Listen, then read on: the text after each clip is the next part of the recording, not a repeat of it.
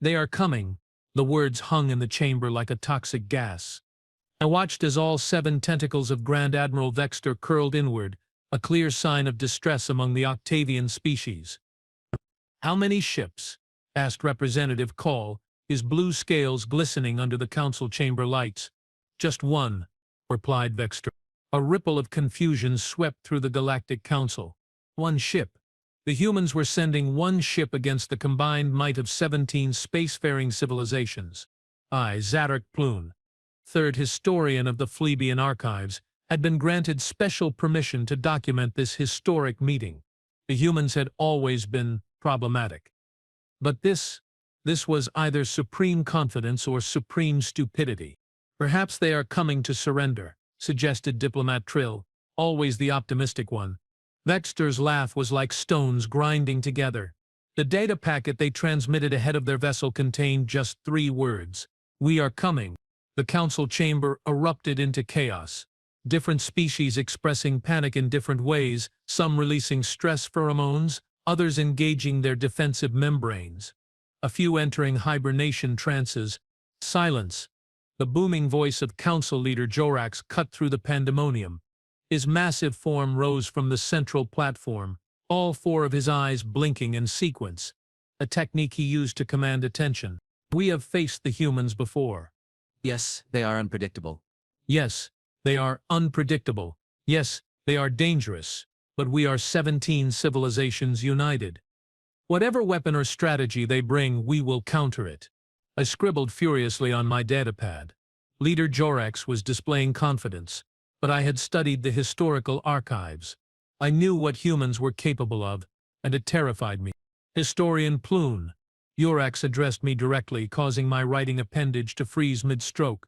"You have studied the humans extensively. What insight can you provide?" All eyes, optical sensors, and sensory organs turned toward me.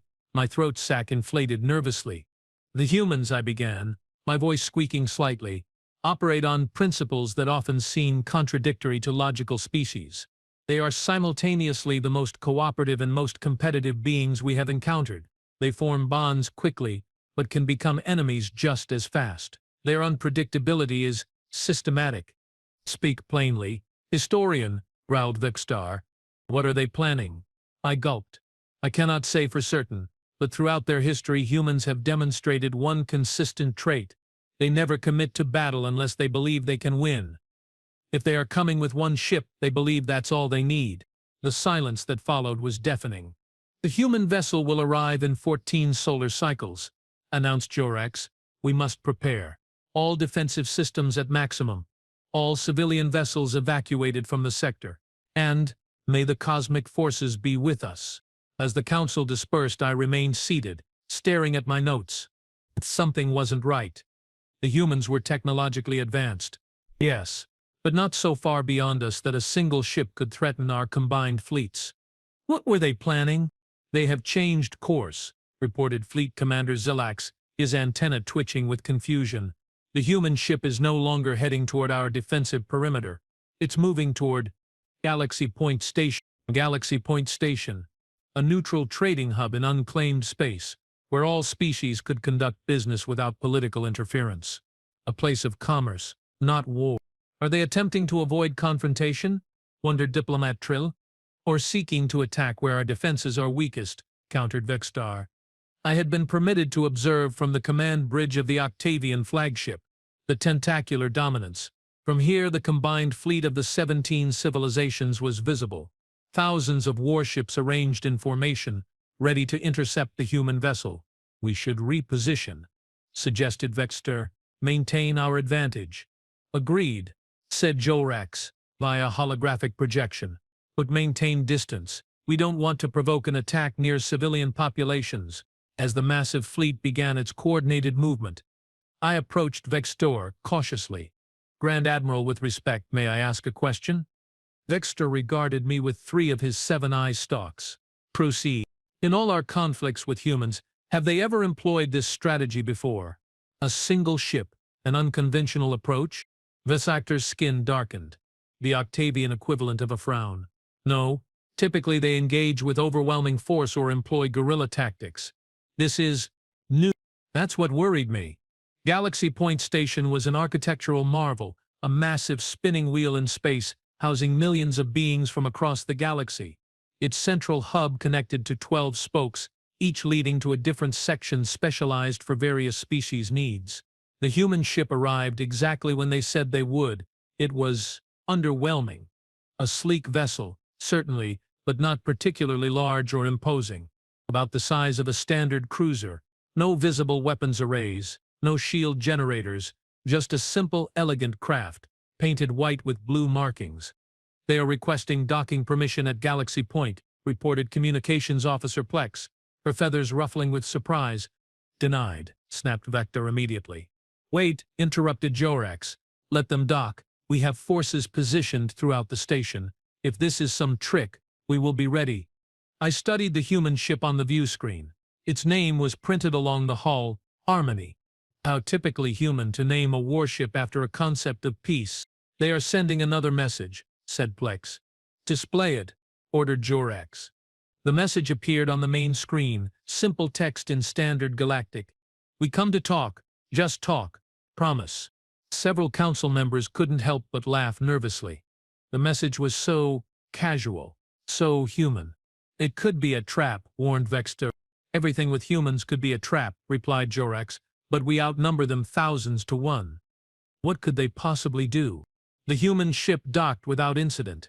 Security feeds showed a small delegation disembarking, just 5 humans, unarmed, dressed in simple blue uniforms. 4 men, 1 woman. They were escorted by a contingent of station security to a conference room where representatives from the council awaited. I was permitted to attend as an observer and recorder. As the humans entered, I noted their appearances. Humans all looked similar to my plebeian eyes, but I had trained myself to notice their differences. The leader appeared to be a female with dark skin and curly black hair. She walked with confidence, smiling at everyone as if meeting friends rather than adversaries. Hello, she said simply. I'm Captain Maya Franklin of the Earth Diplomatic Corps. Thank you for meeting with us.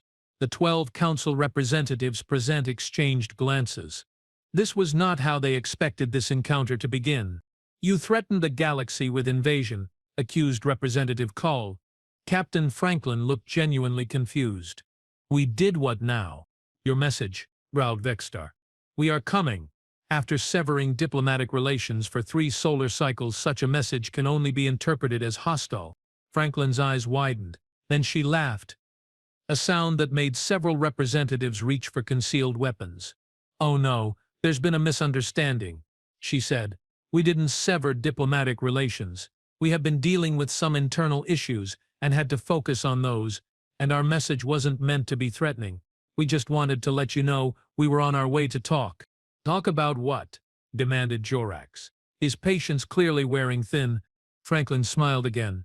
About joining the Galactic Council, of course. The room erupted into a cacophony of voices, clicks, whistles, and pheromone releases. I kept my eyes on the humans. They seemed genuinely surprised by the reaction. Silence, boomed Jorax. Once order was restored, he leaned forward. Humans have rejected membership 17 times over the past century. Why the sudden change? We needed time to understand the implications, explained Franklin. Humanity values its independence, but we have come to realize that true strength comes from cooperation. We are ready now. This is absurd, hissed Vexter. You mobilize our entire defensive fleet for this.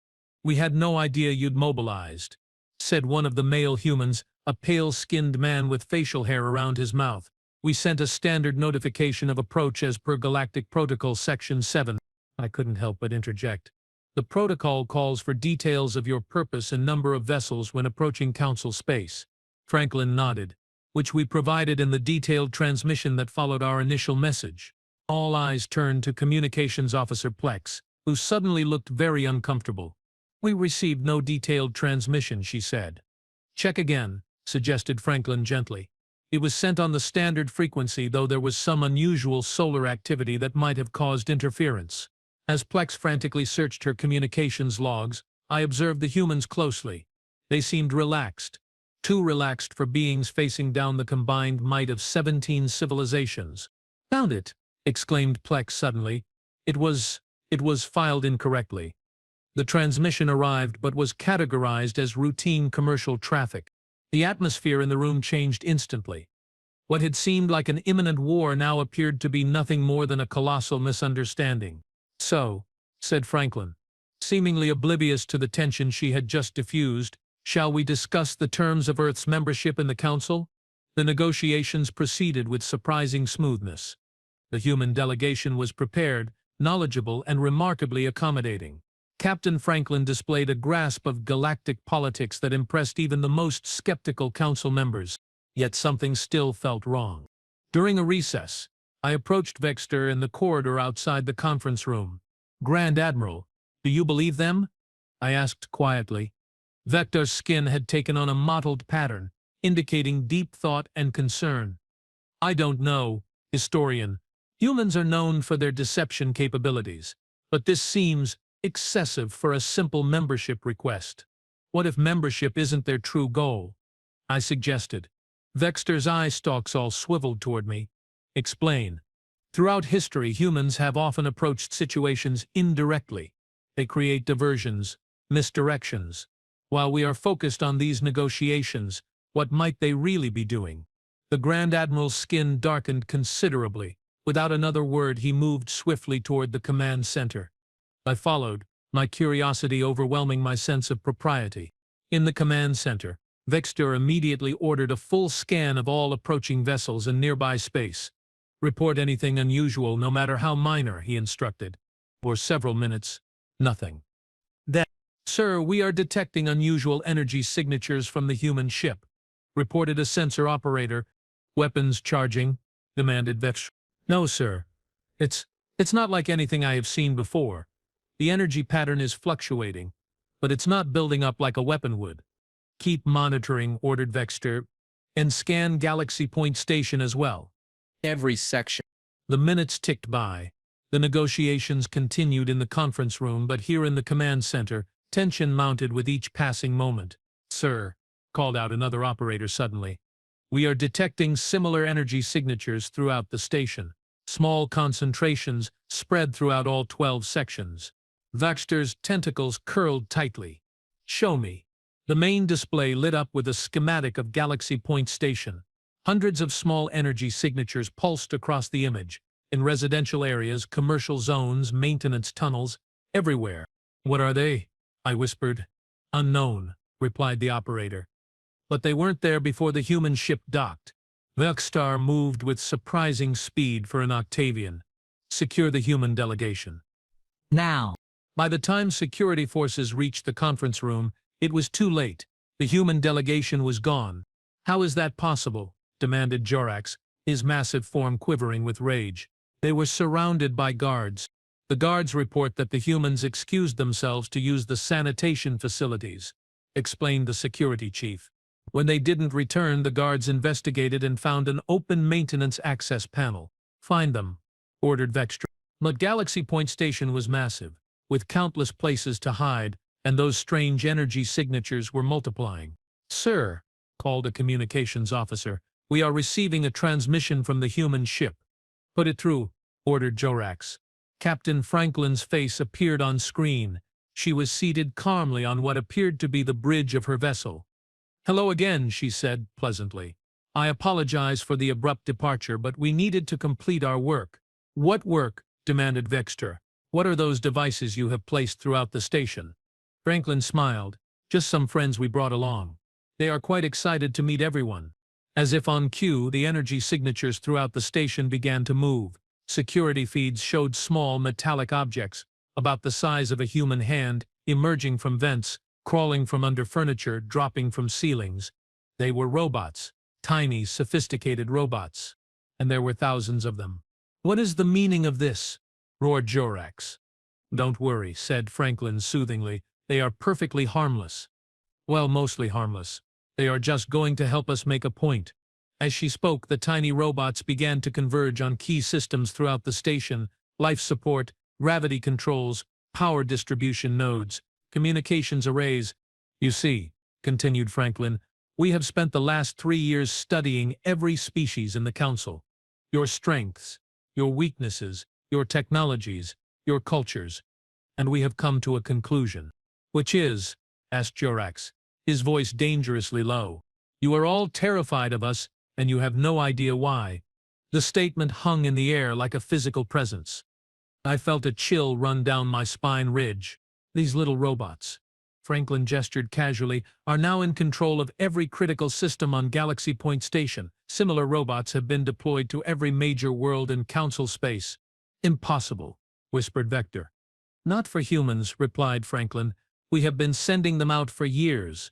Tiny probes, self-replicating, learning, adapting. You never noticed because you weren't looking for them. You were too busy watching for warships and invasion fleets. The implications were staggering. If what she said was true, what do you want? Asked Jorax. The same thing we have always wanted, said Franklin. To be left alone. We don't want to rule the galaxy. We don't want your resources or your territories. We just want to develop at our own pace, in our own way, without interference. By threatening us, hissed Vector. By showing you that we could harm you if we wanted to, corrected Franklin. But we don't want to. These robots won't damage anything unless attacked. They are just insurance. Insurance against what? I found myself asking. Franklin's gaze found me on the bridge. Insurance against the Council's plan to contain Earth. Yes, we know all about it. The quarantine fleet, the sterilization protocols, the contingency plans for human management. The silence on the bridge was absolute. Those plans were the Council's most closely guarded secrets. How did you? Began Jorax. We are humans, said Franklin simply, as if that explained everything. And strangely, it did. Here's what's going to happen, she continued. You are going to disband the quarantine fleet. You are going to destroy the sterilization protocols. You are going to acknowledge Earth as a sovereign power, neither part of the Council nor subject to its rules. In return, we will recall our robots and promise not to deploy them again unless provoked. And if we refuse? Challenged Vector. Franklin's expression didn't change, but her voice hardened slightly. Then our robots will transmit every secret, every conspiracy, every hidden agenda of the Council to every being in the galaxy. The truth about the Proxima conflict. The real reason for the Belajusian extinction. The genetic experiments on the Arcturian colonies. I gasped involuntarily. Even I, with my access to the archives, had only heard whispers of these things. You would destabilize the entire galactic community, said Jorax. You would destabilize it, corrected Franklin. We would just be telling the truth. The standoff lasted for several tense minutes. Finally, Jorax spoke. We will need time to consider your proposal. Of course, said Franklin graciously. You have 24 hours. Our ship will remain docked until then. The transmission ended. Can we disable those robots? Asked Vector immediately. Unknown, replied a technical officer. They appear to be using an encryption method we have never encountered. Attempting to disable them could trigger whatever fail-safe mechanisms they contain. What about the human ship? Suggested another officer. If we destroy it, then the robots would likely execute their programming immediately. I said, surprising myself with my certainty. Humans always have contingencies. Vector turned all 7 eye stalks toward me. What would you suggest, historian? I swallowed hard. I think we should listen to them. Truly listen. Humans don't want conquest. Their history shows that they value their independence above all. They are not trying to rule us. They are trying to prevent us from ruling them. By threatening us, growled Jorax. By speaking in the only language they think we understand, I countered. Force, because that's all we have ever shown them. The chamber fell silent as everyone contemplated my words. Finally, Vector spoke. Perhaps the historian is right. Perhaps we have misunderstood the humans. And as the Council began its emergency session to debate the human ultimatum, I couldn't help but admire their strategy. With 1 ship, 5 personnel, and thousands of tiny robots, they had brought 17 civilizations to their knees.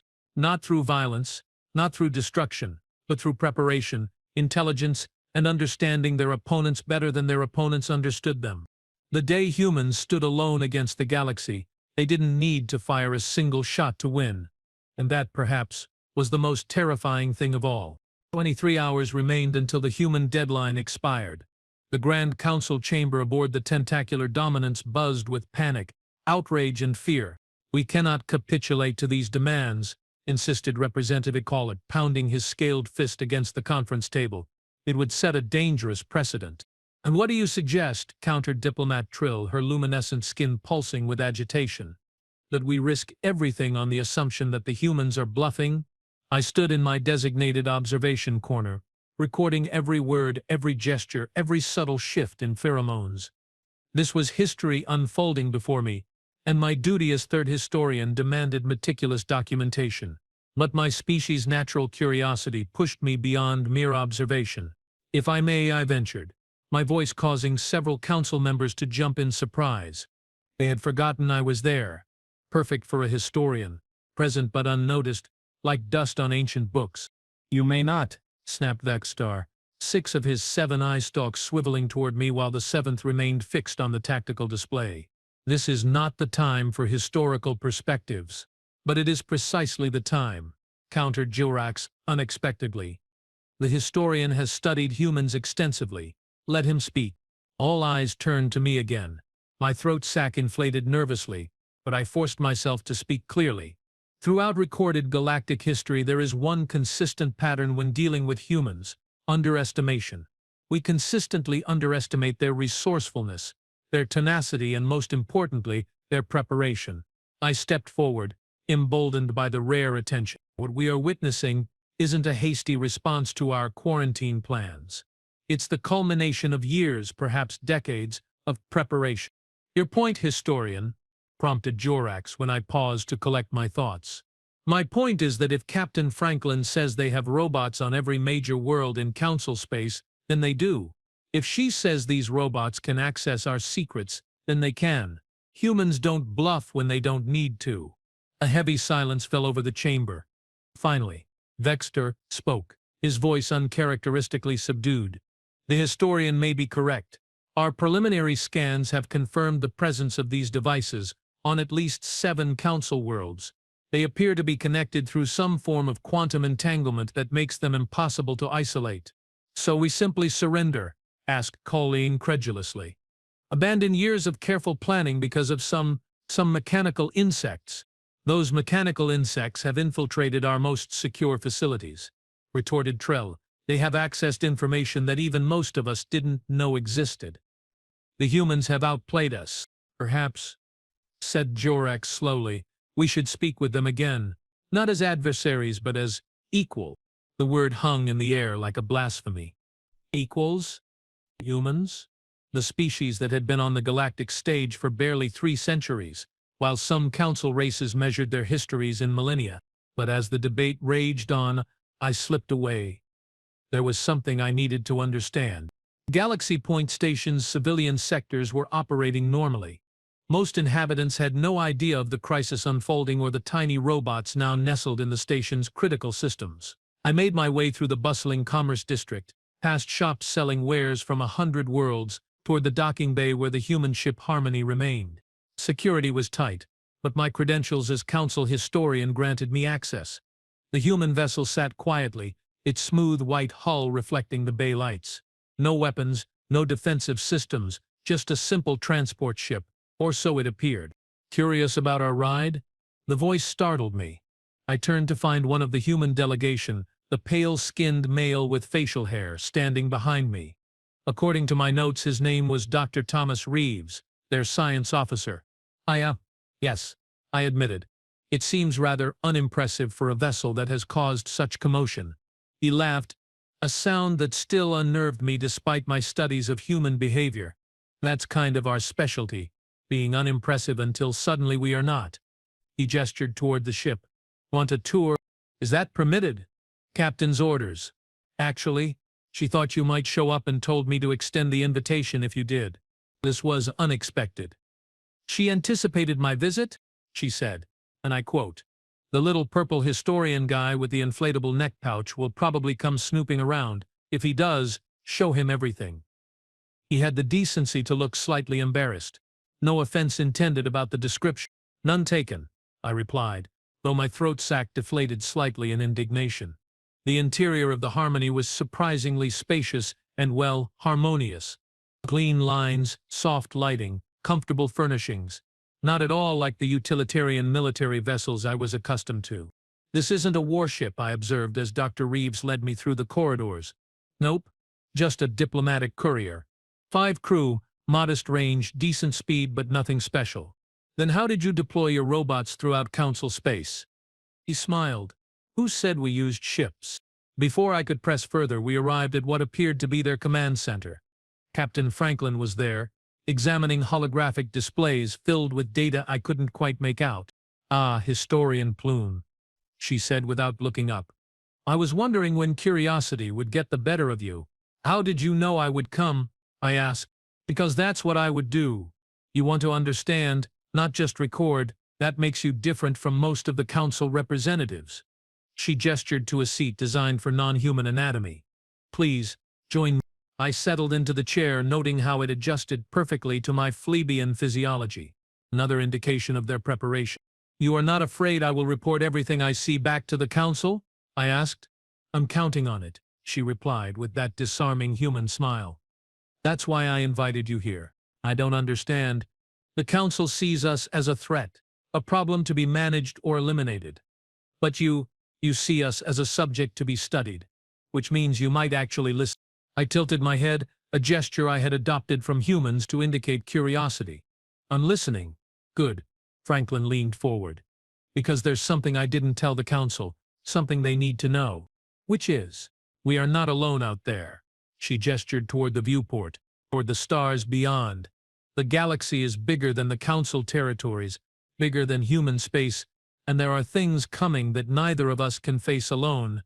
A chill ran down my spine ridge. What things?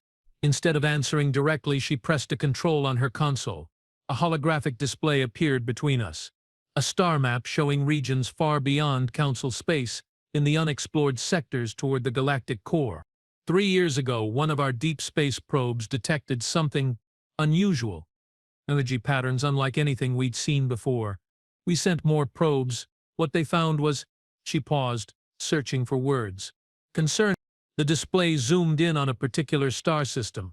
What I saw made my inner eyelids close reflexively in horror. An entire solar system, processed. Planets carved up, stars partially encased in massive structures, artificial constructs the size of moons, and ships, if they could be called ships, moving with purpose through the devastation. What are they? I whispered. We call them processors. They don't communicate. They don't negotiate. They just convert matter into energy. Planets into resources. Life into something else. The council must be informed immediately, I said, rising from my seat. They won't believe you, said Franklin calmly. Not coming from us. They will think it's another trick, another human deception. She was right, of course.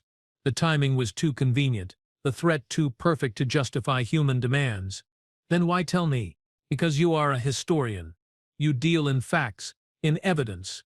And because when the council rejects our warning, as they inevitably will, someone needs to prepare. Prepare how? If these processors can do that to entire solar systems, what hope does anyone have? Franklin's expression grew serious. We have ideas, but we need time, resources, and freedom to implement them. That's why we can't allow the council to contain us. That's why we deployed the robots, not just as leverage, but as an early warning network. She manipulated the controls again, and the hologram shifted to show a tiny robot similar to those infiltrating Galaxy Point Station but more advanced.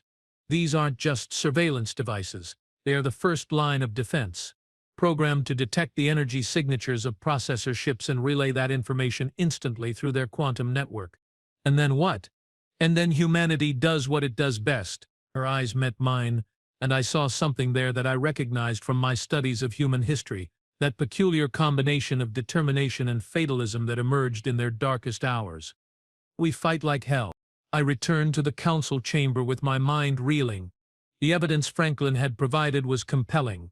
Sensor readings, probe data, even material samples. But as she predicted, the council was skeptical. Convenient timing for this supposed threat to appear, remarked Call sarcastically. The samples are real, insisted the council's chief scientist after preliminary analysis. But they could have been manufactured or obtained elsewhere. To what end? I asked. frustration creeping into my voice.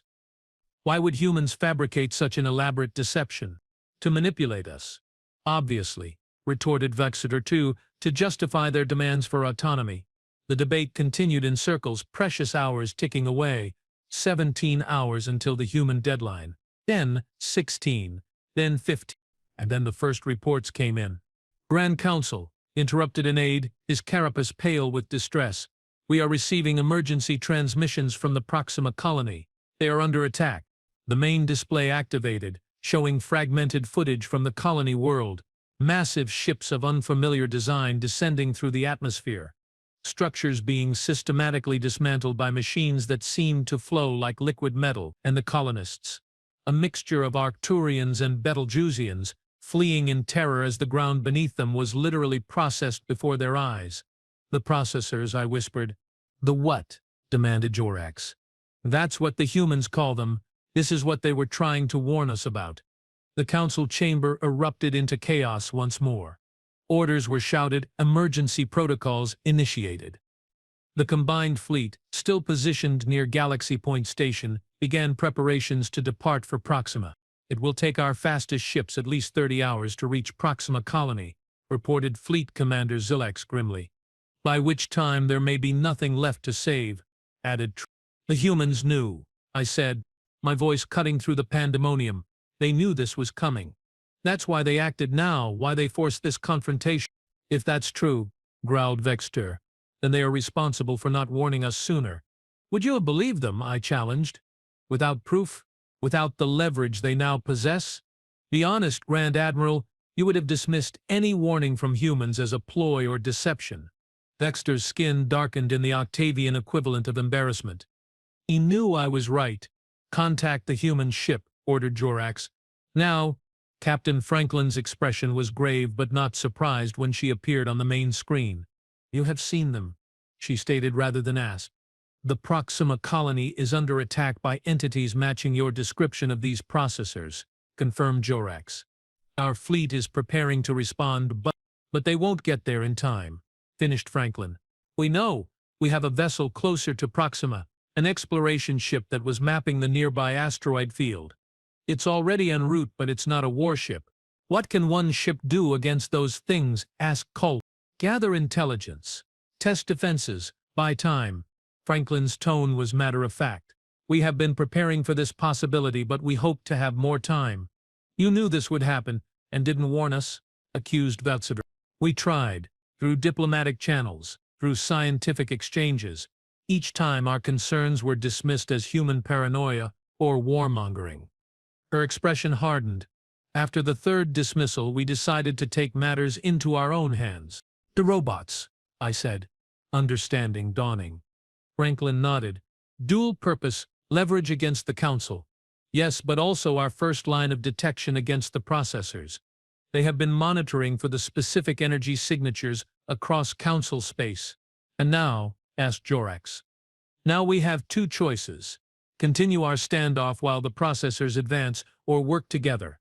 The Council members exchanged glances.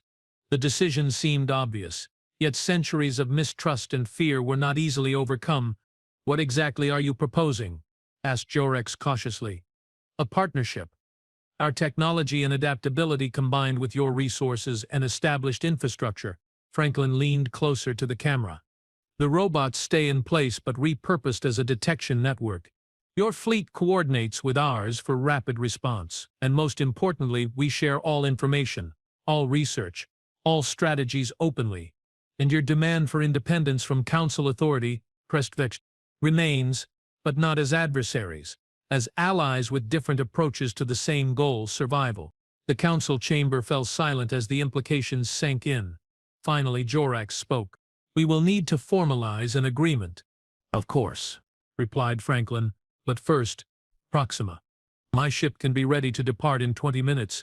We have equipped the Harmony with prototype weapons designed specifically to counter processor technology. That tiny vessel, scoffed Call, against those monstrosities? Franklin's smile was tight. Size isn't everything.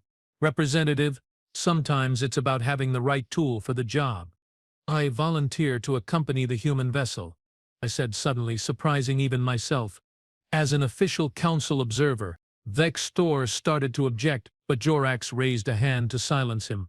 Granted. Historian Plune, document everything. The council will expect a full report. If we survive, muttered Cole. Oh, we will survive, said Franklin with that peculiar human confidence that bordered on madness. Surviving impossible odds is what humans do best. The journey to Proxima was tense but swift. The Harmony's engines were far more powerful than its modest appearance suggested. Another human deception, hiding strength behind seeming weakness. Captain Franklin allowed me complete access to the ship and crew during our journey. I observed their preparations, their strategies, their technologies. They worked with a coordinated efficiency that belied their reputation for chaos and individualism. You seem surprised, noted Dr. Reeves as we watched two crew members calibrate what they called a phase disruptor, supposedly capable of interfering with the processor's conversion technology. I expected more argument, more discussion. Your historical records indicate humans rarely agree on anything. Reeves laughed. That's usually true, but when faced with extinction, we tend to focus remarkably well. Save the arguments for after the crisis, that's practically the human motto. You truly believe 5 humans in one ship can make a difference against a force that can process entire planets? 5 humans, one curious purple historian, and the most advanced weapons technology Earth has ever developed. He grinned. I like our odds. I wasn't sure if I should be impressed or terrified by their confidence. Perhaps both was appropriate. When we dropped out of DL near Proxima, the situation was even worse than the reports suggested. Half the colony was already gone, not destroyed, but transformed into something wrong. Structures that were neither machine nor organism, pulsing with unnatural energy. The processor ships, 3 massive constructs shaped like elongated pyramids, hovered above the colony, beams of sickly green energy connecting them to the surface. Analysis, ordered Franklin crisply. 3 capital ships, approximately 15 kilometers in length, reported the sensor operator, a woman named Taraz. Energy readings off the charts, detecting smaller units, possibly drones or worker constructs throughout the colony. Survivors? Scattered life signs in the underground shelters, maybe 2,000 colonists still alive. Any response to our presence? Nothing yet. They either don't consider us a threat or haven't noticed us. Franklin turned to me. Last chance to transfer to an escape pod. Historian. What happens next will be dangerous. I inflated my throat sac with determination. I will stay. History must be recorded, especially at its most pivotal moments. She nodded approvingly. Then secure yourself. This might get bumpy. The Harmony accelerated toward the nearest processor ship, its engines straining. I gripped my restraints tightly, certain we were about to be vaporized. Targeting their energy projection node, reported Torres. Disruptors at full capacity. Fire when ready, ordered Franklin calmly. The ship shuddered as the disruptors activated. There was no visible beam, no explosive impact, just a ripple in space between us and the massive processor vessel. For a moment, nothing seemed to happen. Then the green energy beam connecting the processor to the surface flickered and destabilized. The pyramid-shaped ship listed slightly, as if suddenly unbalanced. Direct hit, exclaimed Torres. Their conversion field is destabilizing. They are noticing us now, warned Dr. Reeves. Energy surge detected. They are charging weapons. Evasive pattern Delta, ordered Franklin. Deploy countermeasures. What followed was perhaps the most impressive display of piloting I had ever witnessed. The Harmony moved like no ship its size should be able to move, dancing between energy blasts from the now alerted processors. Small objects ejected from our hull, the countermeasures, each splitting into dozens of tiny drones that swarmed toward the processor vessels. What are those? I asked, clinging to my station as the ship performed a maneuver that should have been physically impossible.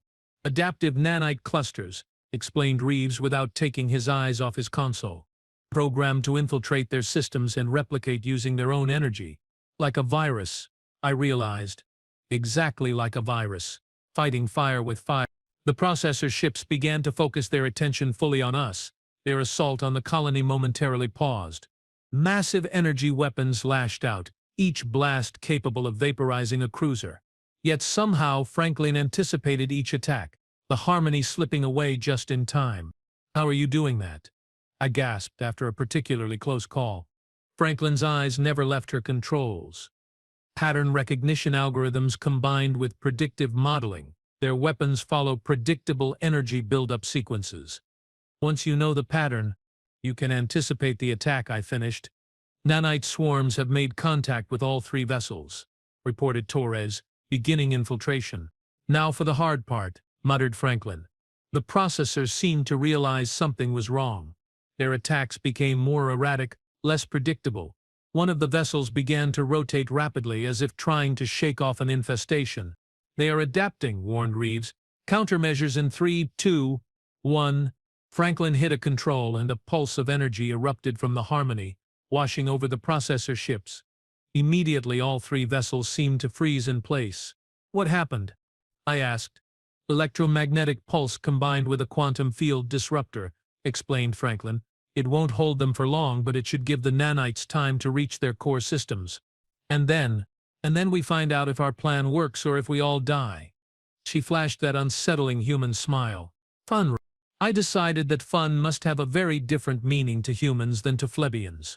For several tense minutes, nothing seemed to happen. The processor ships remained frozen in place, neither advancing nor retreating. Then, gradually, the sickly green energy fields surrounding them began to change color, shifting toward blue. It's working, breathed Reeves. The nanites are rewriting their core protocols. Explain, I demanded, my historian's need for precise documentation overcoming my fear. The processors operate on pure efficiency, said Franklin without taking her eyes off the display. They consume resources to expand with no consideration for sentient life. Our nanites introduce a new variable into their calculations, the value of consciousness itself. You are teaching them ethics? I asked incredulously. More like reprogramming them to recognize sentient beings as something other than raw materials, corrected Reeves. If it works, they should. He was interrupted by a massive energy surge from all three processor ships simultaneously. For a horrifying moment I thought they were preparing a final devastating attack. Instead, the energy coalesced into a narrow beam that connected the three vessels in a triangle. They are communicating, whispered Torres. Or calculating, suggested Franklin. After what seemed like an eternity, the energy beams disappeared. The three processor ships began to move, not toward the colony but away, rising slowly into the upper atmosphere. Are they retreating? I asked, hardly daring to hope. Looks like it, said Franklin, though she didn't relax her posture.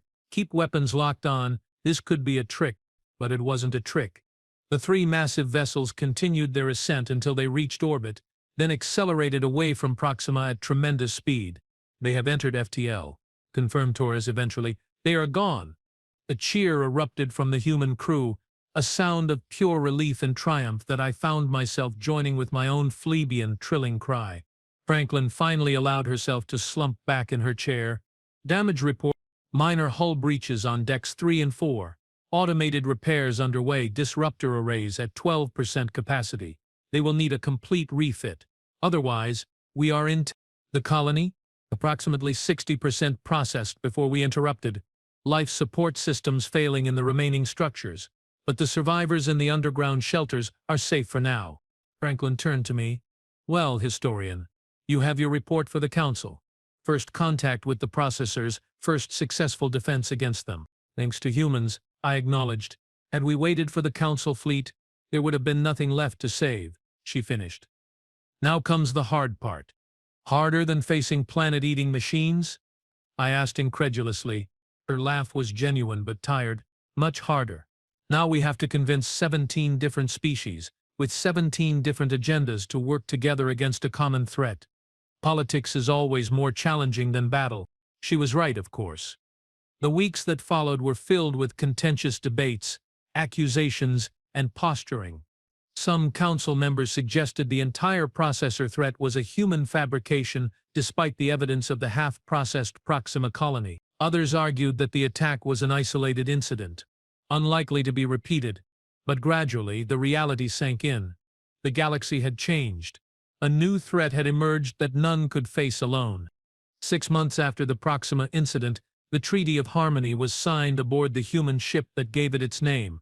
Not a treaty of surrender, as many had feared in those tense first hours, but a treaty of alliance. 17 civilizations plus humanity united against the processor threat. The humans got what they wanted: independence, recognition, and respect. The Council got what it needed: a partner with the ingenuity and adaptability to face an enemy unlike any we had encountered before. And I, Zerak Plune, received the promotion of a lifetime, first historian of the newly formed Galactic Defense Coalition. As I finalized my official account of these events, I added a personal observation that would likely raise eyebrows among my peers. The day humans stood alone against the galaxy, we feared they would conquer us. Instead, they saved us from conquest by a far greater threat. Perhaps that is the true measure of advancement. Not the ability to dominate, but the wisdom to cooperate when cooperation is necessary. And the foresight, I added after a moment's reflection, to prepare for threats others are too arrogant to see. Captain Franklin, now Admiral Franklin, had told me something during our return journey from Proxima that I would never forget. The universe doesn't care about your species, your history, or your pride. It only respects preparation and adaptation. Humans learned that lesson through countless near extinctions on Earth. Now the galaxy has learned it too. She was right. The day humans stood alone, the galaxy knelt not in submission, but in recognition. Recognition that sometimes, the youngest, most chaotic species might just be the one you need when the impossible arrives on your doorstep. Because when facing the impossible, who better to have on your side than the species that made a habit of achieving it?